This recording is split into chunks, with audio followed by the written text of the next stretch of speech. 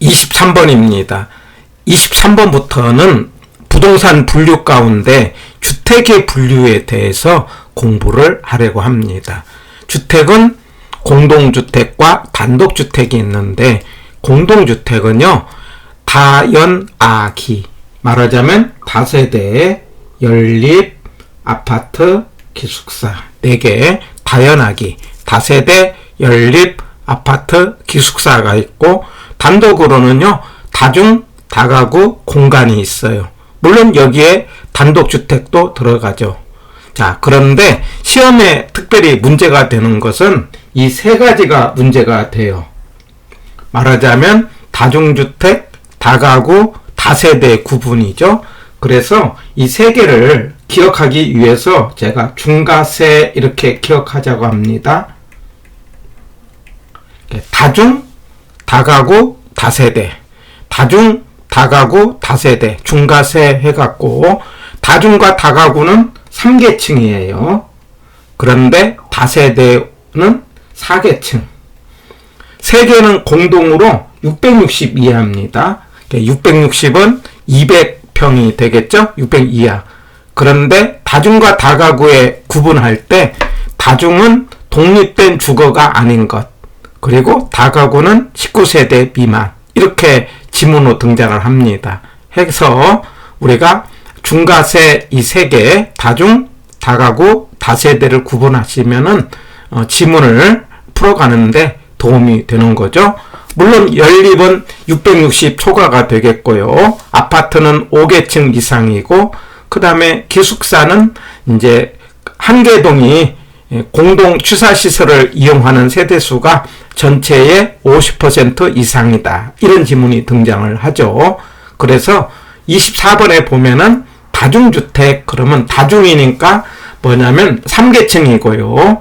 면적은 660 이하고요. 그 다음에 독립된 주거 형태가 갖추지 아니한다. 이런 말이 나오면은 다중이에요. 그 다음에 25번에 가서 다가구는요, 똑같이 층수는 3계층이죠. 면적도 660이죠. 그런데 무슨 말이 나온다? 19세대 이하가 거주한다. 이런 말이 나오면은 다가구고, 독립된 주거 형태가 아니다. 이런 말이 나오면 다중이다. 해갖고 다중, 다가구는 단독에 들어가고요. 그 다음에 다세대는 공동에 들어가죠. 다세대는 4계층 이하고다는 것, 그 다음에 660 이하가 된다는 것 기억하시고요. 연립은 660이 넘어가는 것 초과.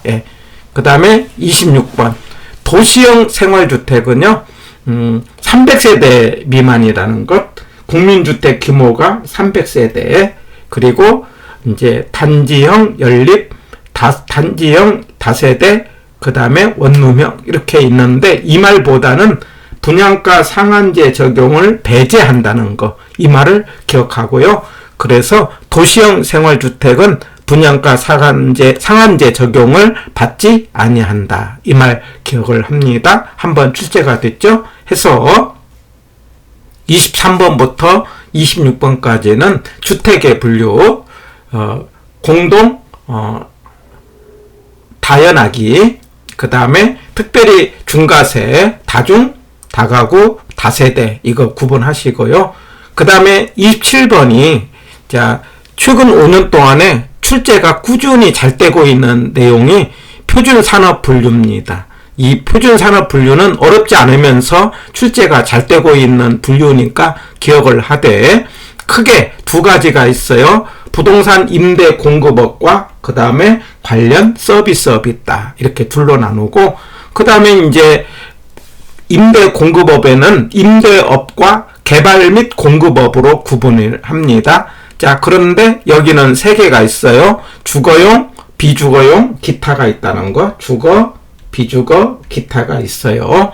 그 다음에 서비스업은 둘로 나누어서 부동산 관리업과 그 다음에 중개 자문 및 평가업으로 구분이 되는데, 특별히 관리에서는요, 위에 임대 및 공급에는 주거, 비주거, 기타 3개가 들어갔는데, 여기는 주거, 비주거만 있고 기타가 없다는 거, 이게 한번 조심을 하시고요. 특별히 없는 거. 그래서 관리업에서는 기타가 없다는 것 기억을 합니다. 그 다음에 이제 중개 자문 및 평가업에서는 우리가 세 가지가 있지 않습니까? 부동산에 관련된 기본적인 공인 자격증이 중개사, 평가사, 그 다음에 주택관리사가 있어요. 그래서 이 세 개를 기억하면서 관리, 중개, 평가인데 여기서 뭐냐면 투자 자문업은 있어요. 그런데 투자업은 없다는 것. 그 다음에 투자 자문은 분류가 되지만 금융 자문은 없어요. 없는 거. 그 다음에 건설업도 없다는 거. 여기에 해당이 안 된다는 거.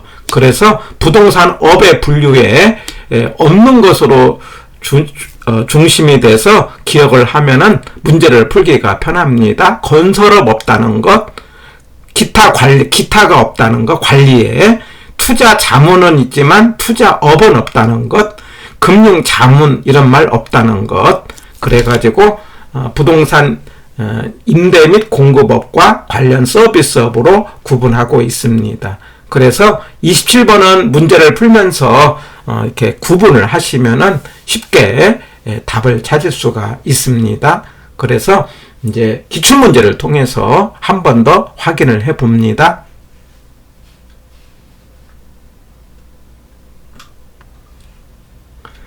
9번이죠. 다중주택이 아닌 것 이렇게 물어봤어요. 다중 그러면 중과세에서 다중에 해당되는 게 일단은 면적은 660 이하고요.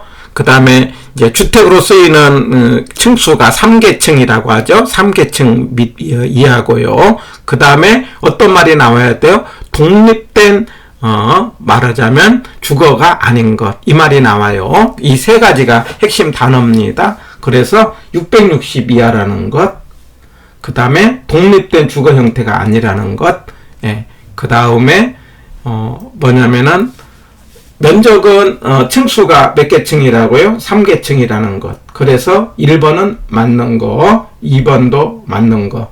그런데 3번은 이렇게 일개동의 공동 취사시설이 50% 이상일 것. 이게 뭘 말하는 거죠? 기숙사를 말하는 거죠. 그래서 3번이 틀린 지문이고 4번, 그 다음에 5번 이건 맞는 겁니다. 그래서 창문의 설치, 크기 등의 기준에 적합할 것, 그 다음에 학생, 직장인 등 여러 사람이 장기간 거주할 수 있는 구조로 되어 있는 것, 4번, 5번 이렇게 가볍게 보고 핵심은 1번과 2번에서 660, 그 다음에 3계층, 독립 이렇게 해서 다중 답은 3번이 되겠습니다.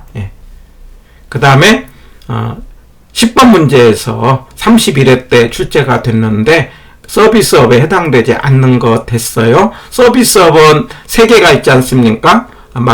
크게 이제 둘로 나누고 관리와 그 다음에 중개 및 그 다음에 평가 자문업, 그 다음에 근데 자문평가업 이렇게 돼갖고 1번에 투자 자문업 있지 않습니까?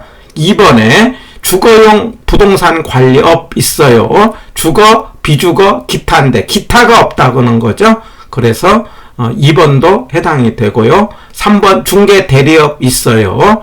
그 다음에 4번 개발 공급업은 서비스업이 아니죠. 임대 공급업에 들어가죠. 그래갖고 여기서 4번이 틀린 지문이 되겠습니다. 5번에 비주거용 관리업 있죠? 기타가 없는 거죠? 해서 10번의 정답은 4번. 이렇게 해서 이제 분류에 관련된 정리를 했습니다. 여기까지에서 6강까지 부동산 분류에 관련된 강의를 해봤는데 상대적으로 어려운 거 아니니까 이 3강을 통해 갖고 한 문제 꼭 출제가 되고 있어요. 맞춰 가기를 바랍니다.